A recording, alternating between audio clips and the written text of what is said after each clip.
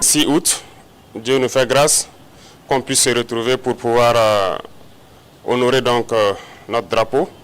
Il y a 2 jours de cela, avant-hier, 4 août, nous célébrions donc l'anniversaire de l'avènement de la révolution du Burkina Faso, qui a vu donc naître la lutte pour notre indépendance réelle. Le 4 août 1984, le Nord-Burkina Faso est né avec le drapeau que nous venons de monter, les armoiries, l'hymne national, tout a été changé. C'était un espoir de pouvoir donc donner un souffle nouveau à notre pays. C'était bien sûr à la veille du 5 août qui consacre donc la proclamation de l'indépendance qui nous a été donnée donc en 1960. Alors je souhaite que nous puissions travailler et faire en sorte que l'année prochaine, à cette même célébration, que nous soyons en train de consolider l'indépendance réelle que nous sommes en train de nous battre aujourd'hui pour acquérir. Que chacun s'y mette, parce que l'indépendance ne se donne pas, ça s'arrache. Et c'est cette lutte que nous sommes en train de mener actuellement. Depuis quelques semaines, je dirais de cela, il y a des rumeurs de tentatives de déstabilisation de notre pays. Et je pense que certaines presses de la place ont aussi relaté certains faits. Alors en tant que travailleur de la présidence, c'est un devoir de pouvoir vous donner l'information juste et que vous puissiez aussi informer d'autres personnes en retour. Et surtout pour votre gouvernement et votre sérénité dans le travail. En effet, depuis très longtemps, nous suivons effectivement une cellule dans un pays voisin qui est dirigée par des services de renseignement occidentaux, dirigés principalement contre notre pays. Et les opérations devraient principalement commencer en fin mai. Ça devait consister donc à une guerre de communication intense contre notre pays, ce que vous avez suivi. En plus de cela, il devait y avoir donc une guerre informatique également. Nos systèmes informatiques devraient être attaqués pour créer un blackout.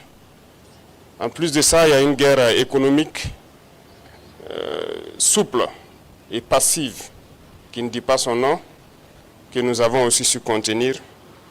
Plusieurs projets d'attaque de points sensibles ont été planifiés. L'autre phase, c'était donc des assassinats ciblés qui ont été aussi planifiés.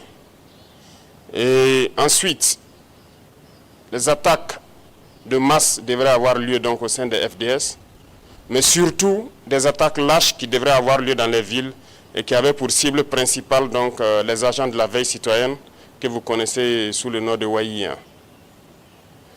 Donc nous avons suivi effectivement le déroulement de leur plan et l'assaut final devrait donc avoir lieu à travers un recrutement, si je peux dire ainsi, d'agents à l'intérieur donc de nos rangs. Donc de la guerre de communication jusqu'à tout ce que j'ai cité, nous avons essayé de contenir la situation. Certaines personnes ont été arrêtées dans cette subversion. Dans les projets d'attaque, environ une dizaine, malheureusement, de personnels FDS qui ont été arrêtés avec des complicités avérées en lien avec les terroristes, qui sont différents de ceux qui sont dans la subversion. Donc ces personnels étaient en lien avec les terroristes, les donnaient les informations nécessaires pour mener des attaques. C'est malheureux que ce soit des Burkinabés et encore des personnels de FDS, mais c'est le cas. En plus de ça, certains médias aussi ont relaté le fait que certains éléments des BIR ont été contactés. C'est vrai. Vous savez que les BIR sont le fer de lance de la lutte que nous menons actuellement. Tous ceux qui ont été approchés nous ont rendu compte et nous suivons la situation. C'est malheureux de vouloir rester à l'extérieur et de manipuler des soldats à l'intérieur pour faire ce que vous voulez. C'est insulter l'intelligence de nos soldats et tout le monde l'a compris. Je pense que ces officiers qui manipulent sont tous à l'extérieur et ils continuent de leur travail depuis l'extérieur. Ce n'est pas honorable pour un officier d'agir ainsi.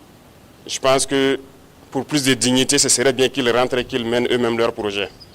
Et nous les attendons. C'est pour vous dire que nous suivons la situation.